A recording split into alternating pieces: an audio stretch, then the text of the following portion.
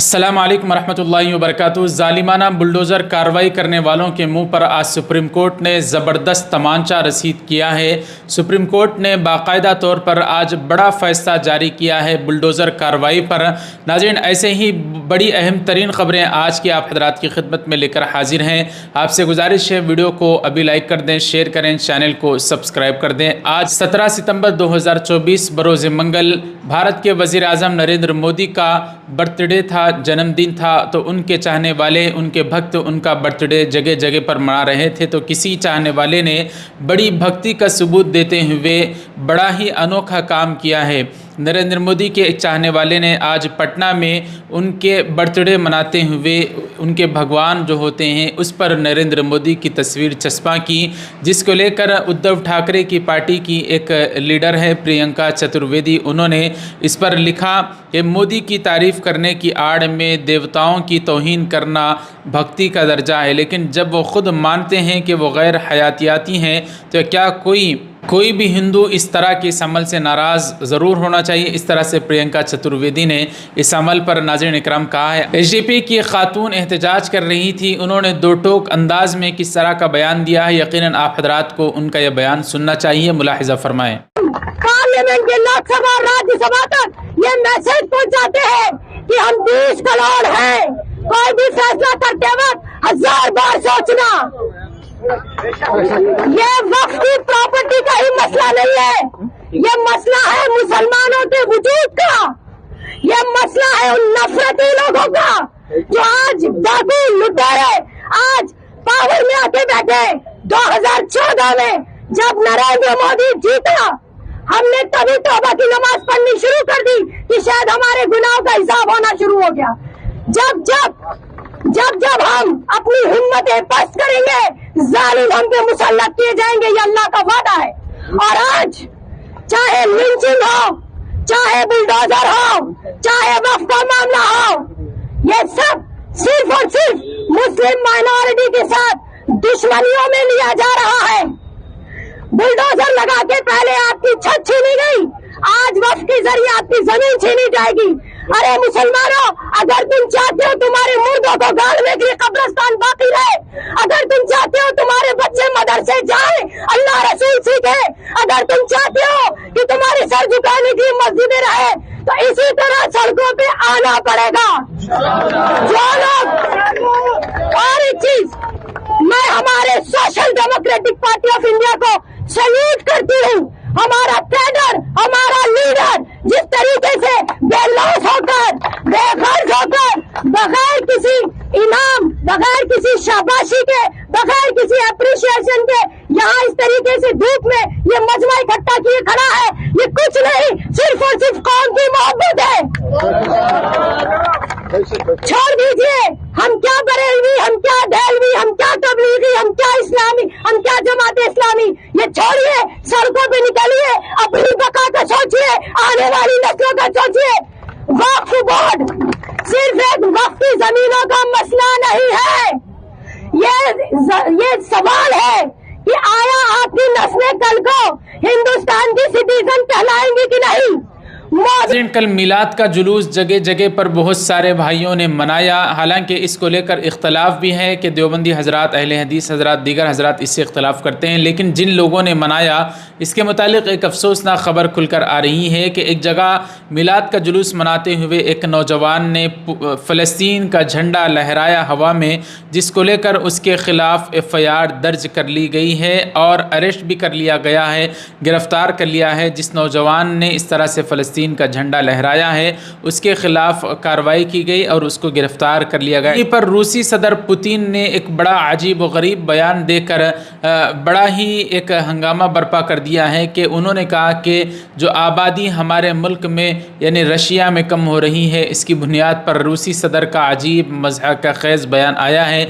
रूसी सदर पुतिन ने कहा कि आबादी में इजाफ़ा करने के लिए अजीब हुक्मनामा रूसी सदर पुतिन ने जारी किया। दुनिया के कई ममालिक में इस वक्त आबादी का तनासुब कम होता जा रहा है। इसको लेकर रूसी सदर पुतिन ने कहा कि हमारे मुल्क में अगर आबादी को बढ़ाना है तो लोगों को मैं कहता हूँ कि वो दफ्तरों में भी सोहबत करें। इस तरह से रूसी सदर ने अजीब व गरीब बयान जारी किया है। नाज़रीन, यति नरसिंहानंद सरस्वती हमेशा ऐसे बयानात देता है जिस बयानात को देकर वो सुर्खियों में रहना चाहता है।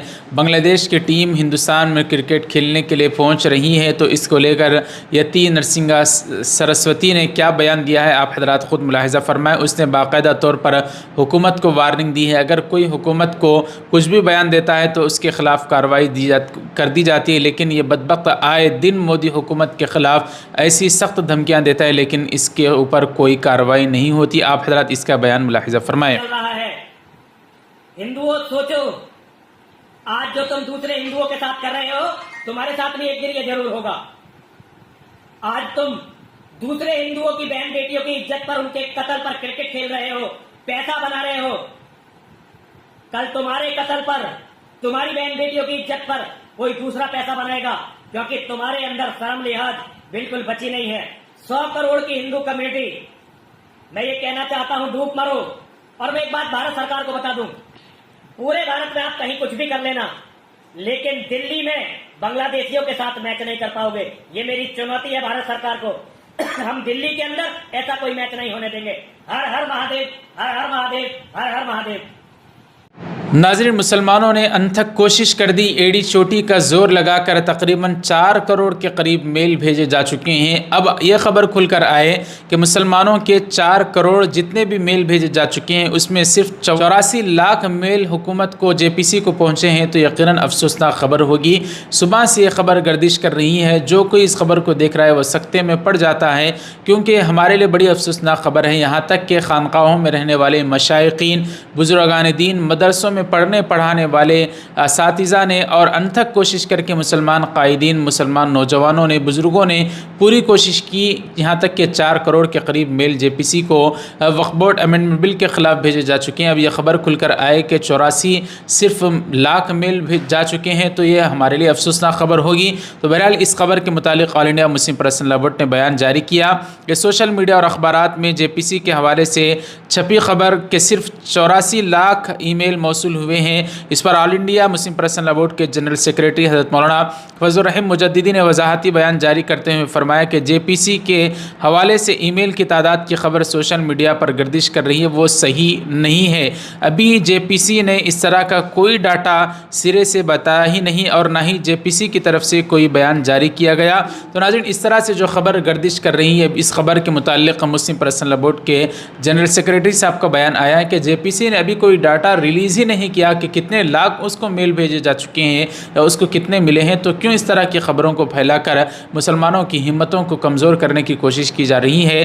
तो इस तरह की खबरों पर कोई ध्यान न दें। हाँ, मुस्लिम पर्सनल लॉ बोर्ड के सदर ने वाज़ेह तौर पर बयान किया, इसके बावजूद भी ये पास हो जाता है कानून, तो हमारे पास कानूनी रास्ता एहतजाज करने का मौजूद है। इसको लेकर मुसलमानों को तैयारी रहने का हुक्म भी दिया।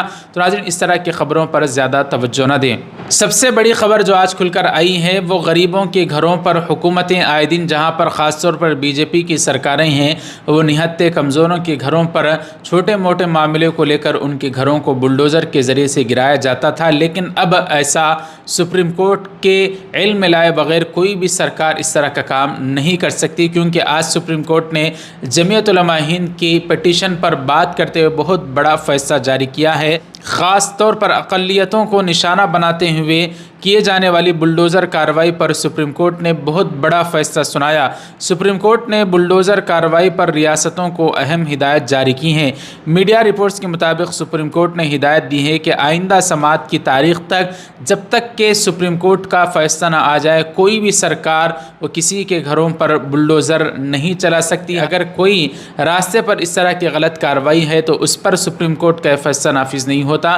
बहरहाल सुप्रीम कोर्ट ने कहा कि जब तक हमारा दूसरा फ़ैसला ना आ जाए, आपको इख्तियार नहीं है, आप सुप्रीम कोर्ट के अमल में इल्म में लाए बगैर इस तरह की कार्रवाई नहीं कर सकते। कार्रवाई पर असदुद्दीन ओवैसी साहब ने कहा है कि बुलडोज़र नाइंसाफ़ी पर सुप्रीम कोर्ट का फ़ैसला खुशाइन है, मुकर्ररा अमल पर अमल किया जाए। रियासती हुकूमतें बदला लेने, इज्तिमाई सज़ा लेने और हुजूम को मुतमईन करने के लिए बुलडोज़र का इस्तेमाल कर रही हैं। तो इस तरह से ओवैसी साहब ने कहा कि जो फ़ैसला आया है यकीनन खुशाइन है।